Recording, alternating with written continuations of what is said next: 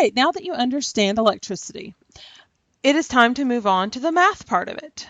All right, so we're going to look at Ohm's law. All right, so Ohm's law is current in a resistor varies in direct proportion to the voltage applied to it and is inversely proportional to the resistor's value.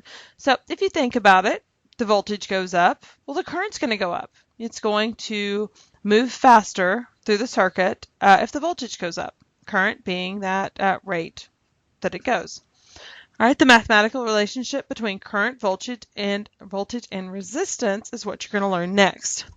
All right, so voltage, if the voltage goes up, your current's going to go up.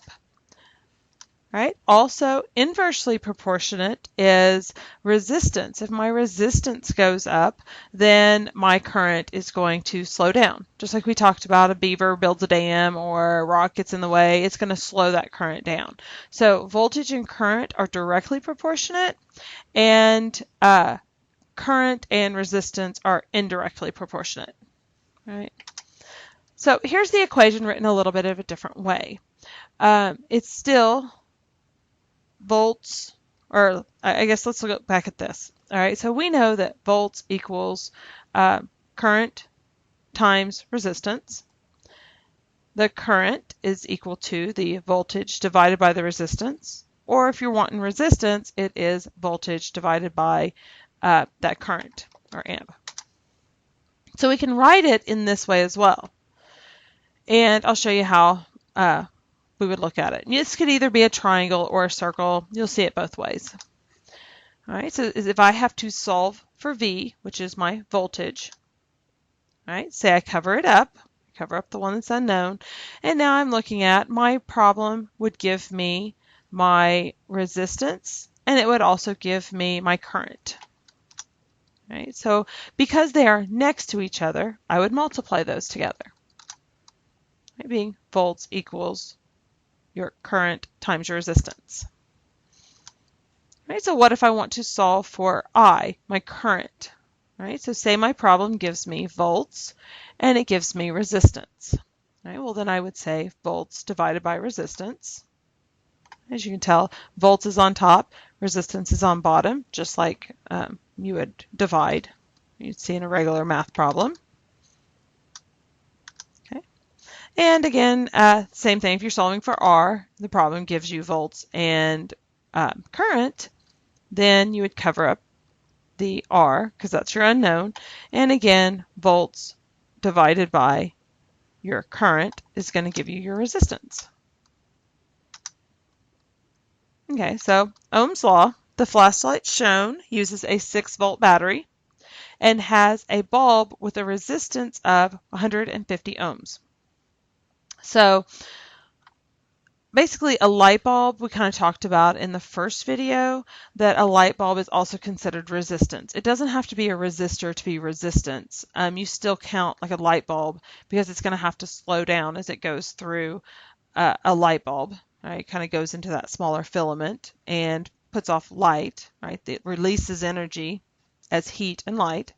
All right, so when the flashlight is on, how much current will be drawn from the battery? So I could draw one of these for a flashlight. All right, we have our battery, we have our current, we have our resistance, which is our light bulb in this case. So I could have even drawn a light bulb here if I wanted, but to stick with the current, okay, the regular circuit, the way it was shown, this is our light bulb. All right, so we draw it like this. We know that it's a 6-volt. And we know that the resistance is 150 ohms. Right, so we've got volts, we have resistance, we want to know what that current is.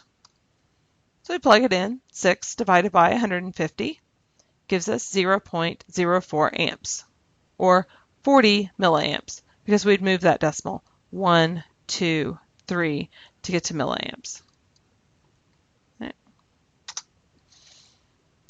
Right, so this right here is just a basic circuit. Right, the next one is showing different types of circuits. So what if we have a resistor before that light bulb? Or we have more than one light. We have a strand of Christmas lights. Right, we need to figure out how this would be drawn on a circuit All right, we're either going to put them straight in line, series circuits, or it could be like parallel circuits, which most Christmas lights are done on a parallel now. All right, so components in a circuit can be connected in one of two ways. You can either have a series, the components are connected end to end. You have one wire, all of them on the same wire. There's only a single path for current to flow though. So if one of these breaks, the current's going to stop, and so it won't flow through anything else and everything's going to be out. That's why a lot of Christmas lights are done on a parallel now, where it's not going to stop because this current has other possible paths that it can continue to go through. All right, so parallel circuit has both ends of the components are connected together. They are multiple paths of current to flow. All right, so that's kind of a difference, a basic circuit drawn there. All right, so some of this you also need to know Kirchhoff's law. Okay, Kirchhoff's voltage law and Kirchhoff's current law. All right, so the voltage law is the sum of all voltage drops in a series circuit equals to a total applied voltage. So when we look at this series, each time it goes through one of these resistors, you're going to lose a little bit of voltage. All right, just like it's directly proportionate, right? Just like you're going to, the current is going to slow down. All right, so your voltage, you lose a little bit over every one of those resistance. Now the current law, the total current in a parallel circuit equals the sum of the individual branch currents. All right, so the total current in a parallel, looking at this one, right, equals the sum of the individual branch currents. So let's kind of look at these a little closer. What does this mean mathematically? All right, so this one here, you can tell, is in a series, right? A circuit that contains only one path for current flow. If the path is opened anywhere in the circuit, the current will stop flowing to all the components. Right? Because as the current's trying to flow, it has a break here. It's going to stop. It has nowhere to go.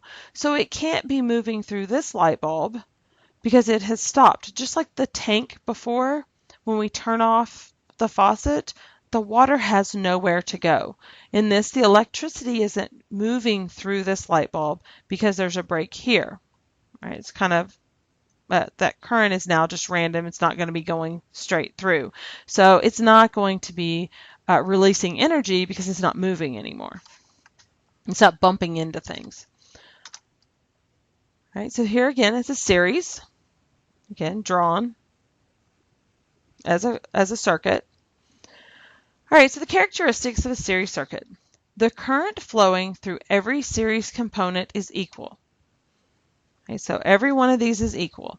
If one of them gets broke, it all becomes zero because they all have to move at a constant speed. Right? It can't be going really fast through here and really slow through here. Right? It doesn't work that way. It's all constant. So that means that our rate, our current, our I, is going to be equal for the whole circuit. Right? So the total resistance, right, so each one of these, in a series, you're just going to add them all up. So the total resistance is equal to the sum of all the resistance. So if I want to find out the total resistance, I would need to add all three of these up to get that total resistance. All right, so the sum of all voltage drops, all right, so V1 plus V2 plus V3, and we've got 1, 2, 3, is going to be equal to the total applied voltage. So this plus this plus this is going to equal 12 volts. Right? But we have to figure out what is the voltage between each one. And I'll show you that in just a minute on another slide. All right, so for the series circuit shown, this one right here, use the laws of circuit theory to calculate the following. The total resistance, okay, so we just add these three up. Well, that'll be on another slide. The current flowing through each component. Right, it's going to be the same, but we need to find out what that is. The voltage across each component. Okay, so remember it's different through each one because it's going to lose a little. All right, use the results to verify Kirchhoff's voltage law. All right, so our total resistance, like I said, you just add them up. All right, resistance 1 plus 2 plus 3. Add them up, and it's 1,900 ohms, or we can move our decimal 3 places to get it to kilo. 1, 2, 3 ohms. Now the current through each component, right, we know it's the same through each one. We have voltage. We have resistance for the whole series. So for the entire series, we have our voltage. For the entire series, we have our resistance. So we can just plug it into the equation we learned earlier. So again, they show a triangle instead of a circle this time. Same thing, but it'd be our volts divided by our resistance. Plug those in, 12 volts divided by 1.89 kilo ohms. And we have 6.3 milliamps. Okay, since this is a series circuit, we know that all of these have the same rate. All right, so they're all 6.3 milliamps. Now the voltage across each component. All right, so we have resistance for each one. We also have our current for each one. And we just need volts for each one. So we're going to use this same equation. We're going to cover up the volts because that's what we're trying to find. We need to, for each one of these, 1, 2, and 3. Right, so 1 was 6.349. And it's going to be the same for all of them. Times our resistance, which on this one is 220 ohms, to give us our volts. Then on this one, it's going to be the same current. The resistance this time is 470. And then on the next one, again, our current is the same. Our resistance is given right here, 1.2 kilo ohms. And it gives us 7.619 volts. Okay, moving on here. We can verify this because we take all 3 of those volts. We add them up to see if it equals 12. All right, well, yes, 12 volts equals 12 volts. It is true. All right, so what about a parallel circuit?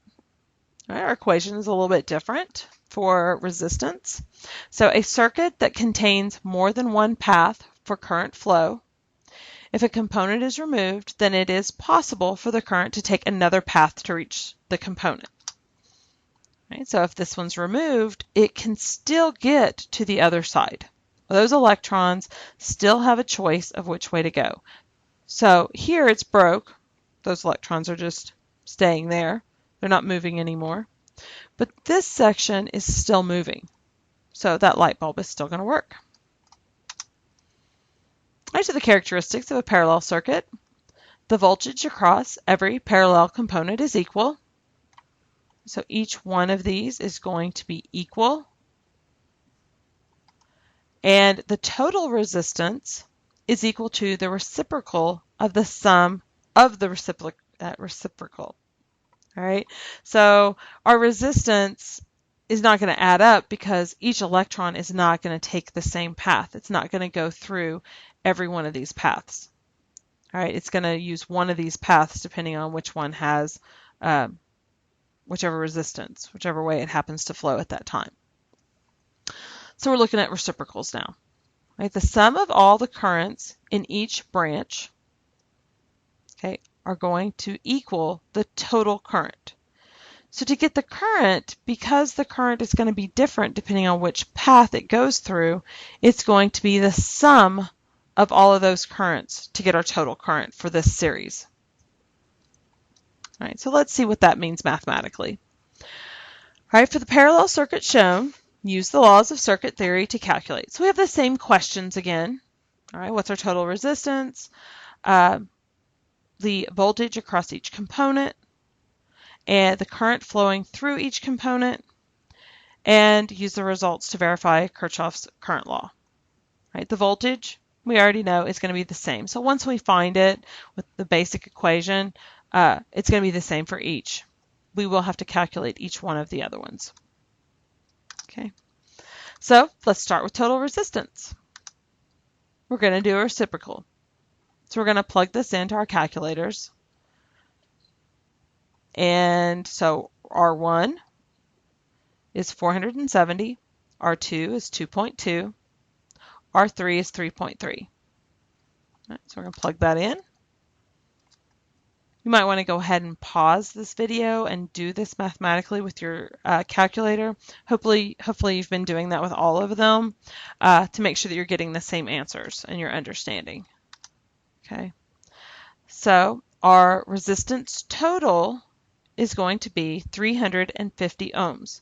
And the reason why we dropped these off with significant figures, we have 2 here, 2 here, and 2 here. So our answer can only have significance of 2 significant figures. So that's the voltage across each component, because it's going to be the same for the entire thing. All right, like I said, since this is parallel circuit, the voltage is the same. So it is going to be, oh, I'm sorry, I said that wrong. The resistance total is 350.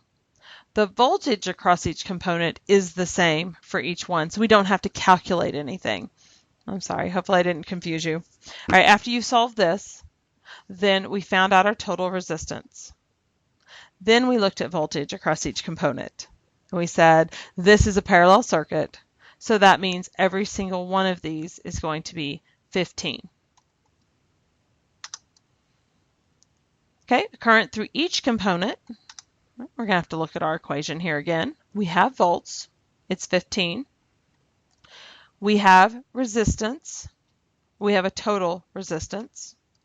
Or if we want to find each component, like here, we have the resistance for each one.